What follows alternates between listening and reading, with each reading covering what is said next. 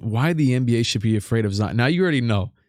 I'm a head Zion connoisseur, aficionado, some would say. Like I really still, I'm always pushing the Zion agenda. I love to see any videos like this. Shout out to Low. Won the NBA lottery and with the first overall pick decided to select 6'6" wrecking ball of a forward, Zion Williamson. A prospect that was so electrifying that many people not only assumed that he could alter a franchise, but also potentially be the face of the league. Now within his time in the NBA, Zion has given us glimpses of this, but unfortunately, they've only been glimpses. Because since Zion has been drafted up until today, he has only played 85 games and missed the entire season last year due to a foot injury, which is a shame. Out of 252 is crazy. Season, Zion was already playing at an all-NBA level.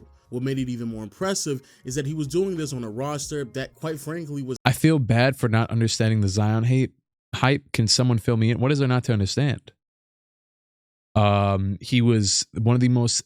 He had one of the most exciting skill sets when he was in high school and they were posting his highlight tapes everywhere and he was jumping like how he does now, except he was in the 10th grade. He was otherworldly, you know, and on both ends of the floor, high school dominating. Then he gets to college and he's somehow like the same, if not better, against bigger people yet again. And then I'm like, well, he's already proven it once. Why can't he do it again? Goes number one. He does it in the NBA again after being injured, comes back. He shot like 60% from the field, I think, or something like that, averaging 25, 27 points. So it's at 6'7".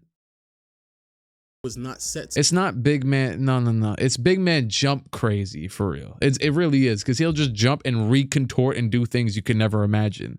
And that's to maximize his offensive potential. However, since the last time we've seen him on the floor, a lot of things have changed. New Orleans has made a lot of adjustments to their roster, coaching staff, and added even more young prospects to their team to help complement Zion's game. Many of these alterations really panned out towards the tail end of the season when the Pelicans were able to bounce back from their bad start, make the playoffs, and even push the Phoenix Suns to 6 games. And be very mindful when they did this, not only was Zion obviously not available, but even Ingram missed his fair share of games within the last few months of the regular season, and yet somehow the Pelicans were still one of the league's best teams post the trading deadline. A huge contributing factor to this outcome was acquiring CJ McCollum in the middle of the season. The savvy veteran guard provided instant offense to a Pelicans team that desperately needed it. But what I found really interesting about McCollum last year is how quickly he was able to adapt to the new roles that he adopted last season, with Dame in and out of the lineup dealing with injuries, and then him with a new team in New Orleans. The 30-year-old guard exceeded my expectations with more frequent reps of ball handling.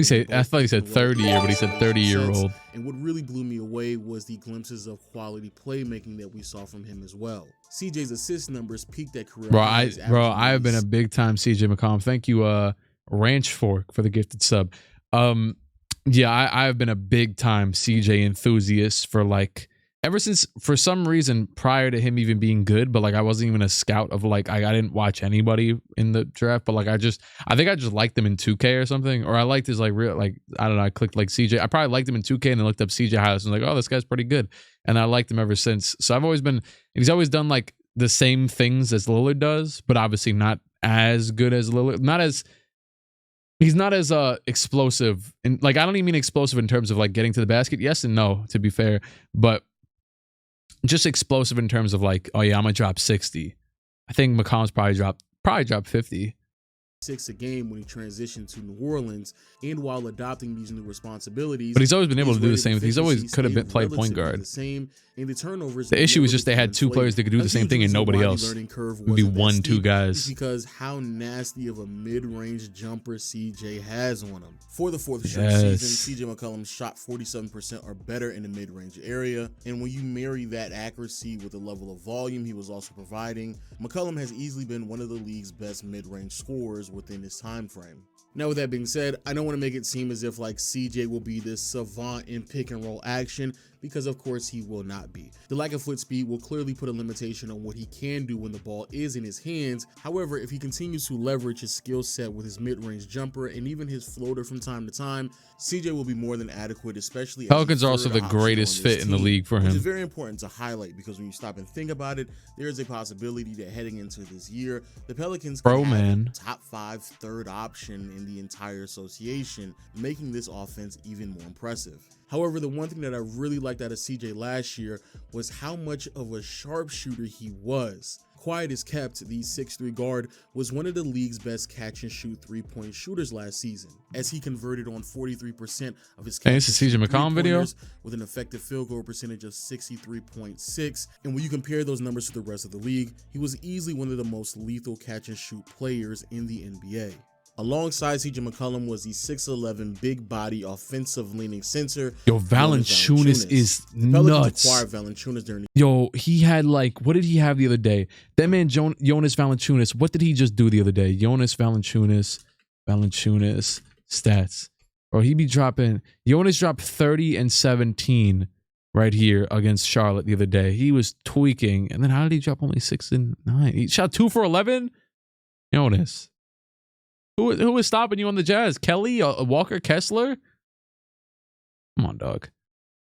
2021 offseason in hopes to replace Steven Adams. And at first I was a bit skeptical because of the potential defensive drop-off. However, seeing how JV performed last year without Zion, quite frankly, I'm extremely optimistic of this pairing. Throughout his career, the 30-year-old big man has made a name for himself as one of the more active post players, and the results of that has been a mixed bag, largely because Jonas doesn't get to the free throw line as much as his peers, as well as him turning the ball over pretty frequently. However, I don't think any of those will be a problem this year. I believe this year Jonas is going to fall on the side of a more positive post scorer, because what a shot. The Marcus S. The behind the back on him, stop it. Stop it, Montrez. You already know you can't play defense. But that's not why I brought him up. The reason why is because of two things. A, Jonas has a strap on him. The big fella actually added a three-point shot to his arsenal, and he's always had a lot of potential as a mid-range jump shooter as well. The reason why this is important is not only so JV can stay relevant in an evolving league, but also so he can be a really good fit alongside Zion, who's probably going to be the most dominant paint presence in the league this year.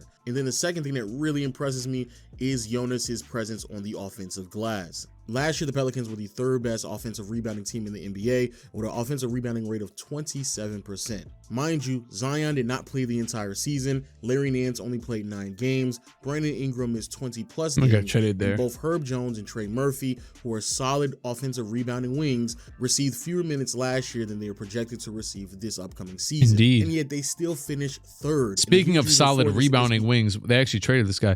Josh Hart is averaging 11-10 rebounds a game. The rebound god this season, like so far, because of Valančiūnas. So with everyone healthy, Herb's a foul merchant, really? More minutes, there is a huge possibility that the Pelicans are not only going to be the best offensive rebounding team in the league, but they may do it by what's Patrick doing on the screen. I hate that I get that reference. Even touch on the potential improvements that we're going to see from some of the younger supporting cast members, in particular Herb Jones and Trey Murphy.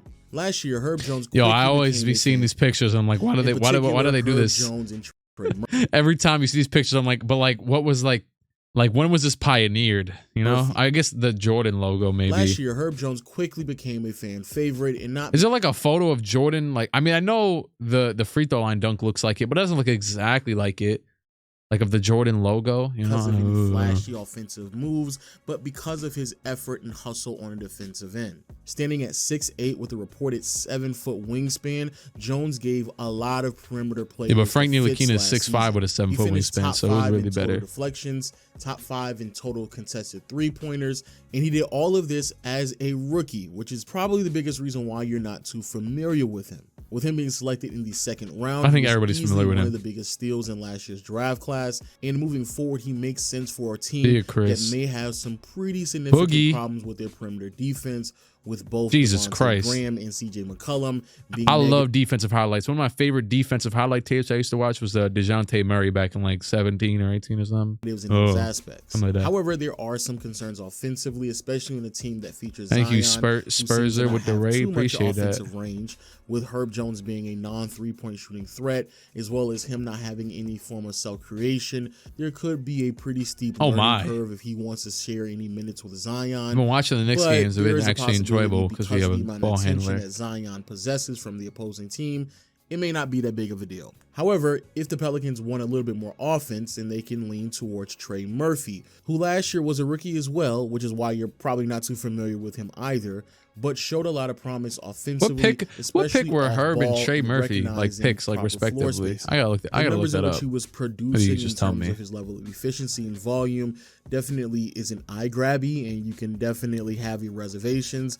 However, personally watching him close out the season, shoot threes his efficiency numbers looks much better, and also watching him preseason, understanding off-ball movement, finding his spots, understanding proper floor spacing. Speaking in preseason, shout out to Quentin Grimes. Pivotal when he hasn't played yet, but he was nice in preseason with him. And to top it all off, Murphy, similar to Herb Jones, has nice length and size on him as well. Standing at 6'9" with a reported 7-foot wingspan means that there could be some potential of being a positive defensive player as well. And with both of these young perimeter-oriented prospects with their length, size, and distinctive playing style, it actually complements Brandon Ingram's game very well. Now, from my experience, the response that Ingram gets in the NBA community is a bit mixed. Of course, due to the lack of explosiveness and size, I don't think that BI will ever reach the mark of being the next Kevin Durant, because he's just not that. And last year's inconsistencies are definitely... I love how he says lack of explosiveness and then shows him dunking on 3 people twice. Concerns that I'm all ears for. Fantastic. However, I think the dismissal of the 25-year-old forward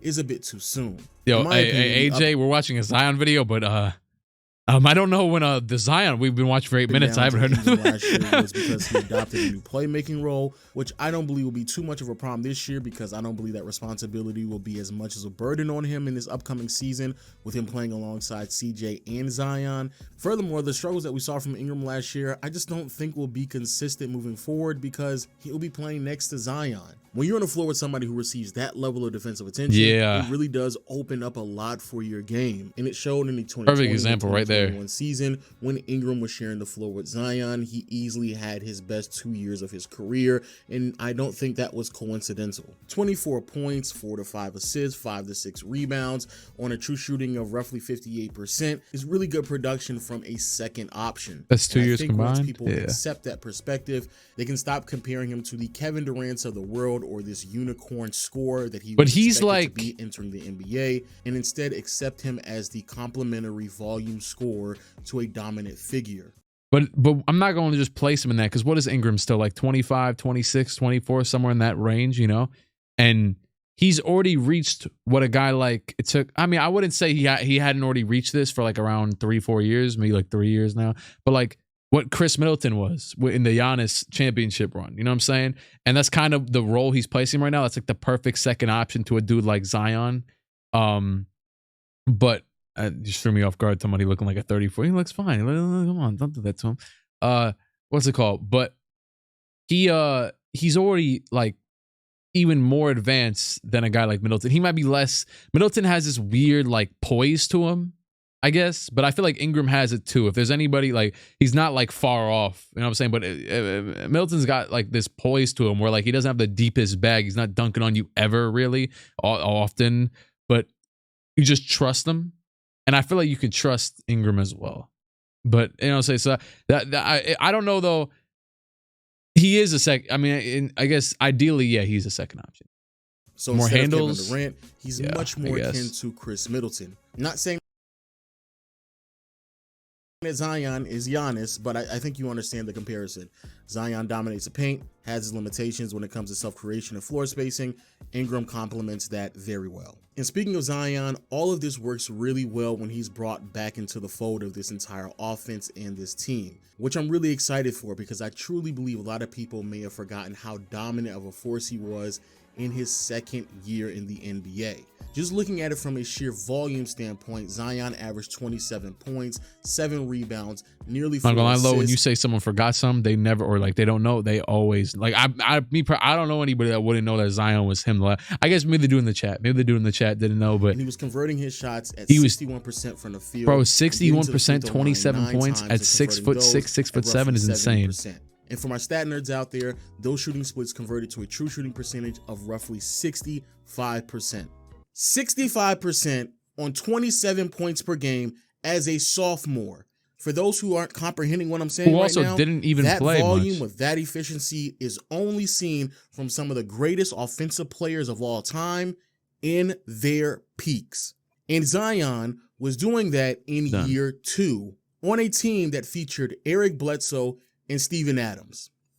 Let that sink in for a second, okay? Let that sink in, baby. Now, the way that Zion was able to produce these numbers had a lot to do with his interior presence, in which I've been hinting about throughout the entire video. In 2021, Zion was the most prominent figure within 5 feet of the basket, and quite frankly, it really wasn't even close. He averaged 14 shot attempts within 5 feet, converting 65% of them, and the next player was obviously Jonas with 9.5. Having this type of offensive influence would do wonders for a team that struggled to be consistent when it came to finishing at the basket, ran at a fairly slow pace, and was pedestrian at best when it came to producing out of pick and roll sets. Factors that Zion should be able to immediately positively impact. And the biggest reason for this is just simply how much attention he possesses from the opposing team when the ball is in his hands or even when he's near the basket. Because of this level of defensive attention, when head coach Stan Van Gundy wanted to be a bit more experimental and let the offense run through Zion when he brought the ball up, the role of being a point forward and picking up playmaking responsibilities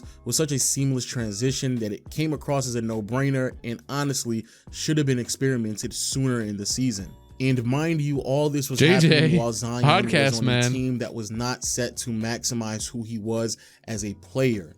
Replacing non-floor spaces and negative offensive pieces in Steven Adams and Eric Bledsoe and presenting better options to fit around Zion offensively really has me so optimistic about what this team can do on that side of the floor that I would easily project that New Orleans should be one of the league's best offensive units. Now, of course, everything isn't perfect. Defensively, I definitely have my concerns and reservations. Both CJ McCollum and Devontae Graham are too small of a backcourt to really defend anybody. Also, Valančiūnas certainly isn't nimble, so there will definitely they are be not teams starting that will together, pick right? at him in pick and roll sets. And even as high as I am on their offense, it does concern me that are CJ and Devontae starting, or are they starting Herb? Because there's no way Devontae's starting. Traditional playmaker or a traditional point guard on this team. CJ's got it. He got it. Don't worry. Outside of Zion's health is what he's going to produce defensively. His motor on that side of the floor. Was there a very traditional playmaker on the Bucks? Drew was probably averaging what, 5 assists, 6 maybe? Anywhere maybe near 7 close to what it was coming out of college. Drew's more and I like hate to be a preseason prickler, but what I saw at Zion with his transition defense. Oh, no. Stop. Hey. They had Lonzo instead of Graham. I know. Hold on, my mic cut out or whatever, my audio. Yeah, no, Devontae cannot start. Devontae Graham. Sorry, hold on. Let me plug this in. Can I hear it again? Yeah. Oh. Was that it? Was it not? It was very disappointing. Zion with his transition defense.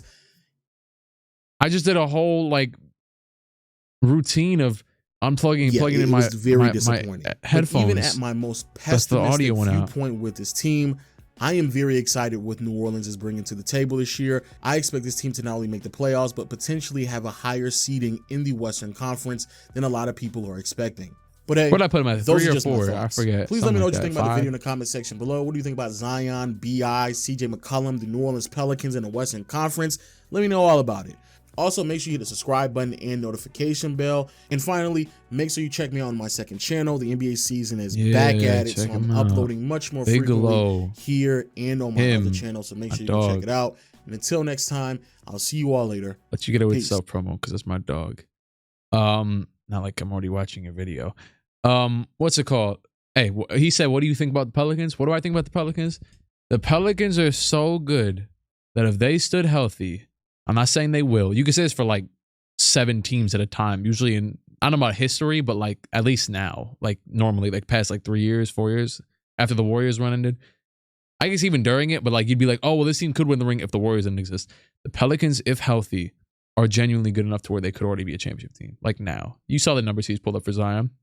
You saw the numbers he's pulled up for Ingram. McCollum is McCollum. Valančiūnas, Cooks. They got a bunch of nice defenders, wings. He didn't mention the god, Jose Alvarado, the New Yorker, I believe, right? I mean, I heard his accent. I know he's a New Yorker. Who I think currently has never mind, he didn't score anymore since. I saw he had 13 in the first half, but he has 13 still, and it's the third quarter end of it. Trey Murphy's got 17 on 6 for 6, so there's that. Or Trey. I always think of Troy Murphy, the white dude from the Lakers back in the day. Yeah, I wouldn't say they're but like every team has flaws. At the end of the day, teams are gonna have flaws, and they have some flaws, but they are good enough and have good enough star players to the where they could already be a health. You know what I'm saying? They could already be a deep contending team for sure. Dyson is nice. Dyson is nice. And I feel bad. Kyra Lewis, I liked him when the draft was coming around. I thought the Knicks could definitely consider him as a point guard, but then I feel like he maybe, I forget how his rookie season went, but he tore his ACL at the beginning of the last season, or maybe I don't know. It was something like that. So yeah, that sucks. Because also too, I was just thinking about it right before I even started this. I'm like, sucks too, because with short guards like that, you do have such a smaller amount of time to prove yourself. Because it's not like a tall guard that can play defense where you're gonna pull him back in and it's gonna be like, oh yeah, like oh this guy, whatever. Like might give us something else somewhere. Like no, like Kyra's got to be there for, you know what I'm saying, what he's drafted for. So yeah, whatever. Where is he now? The bench. I don't know if he's recovered yet or whatever, but yeah, I like this Pelicans team a lot, as you could tell. Yeah, that's it.